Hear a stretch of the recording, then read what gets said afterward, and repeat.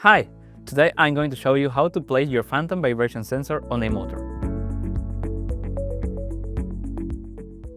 We're going to place two sensors, one at the front and the other at the rear of the motor. The first thing we need to do is identify the shaft direction line and its bearing points. Now, let's identify the orientation of the sensor axis. You can see that indicated by the engraving on the top of the sensor. There are several ways to place the sensor on your equipment. Looking at the bottom of the sensor, you will find a set screw which is fully removable, as well as engraved markings on the base. This set screw is very useful for mounting the sensor directly to your equipment. If that's not possible, you can also use one of our thread bases, which can be attached to the surface of your equipment. We don't recommend using magnetic bases as they can affect the sensor performance. Additionally, the engraving on the base of the sensor helps glue adhere more effectively.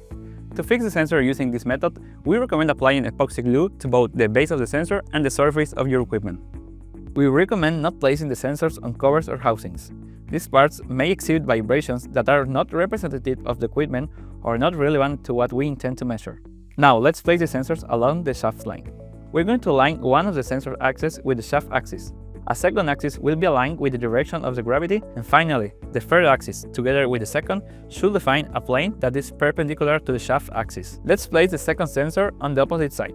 It should be mounted in the same plane, aligned with the shaft axis, and with its axis parallel to those of the first sensor.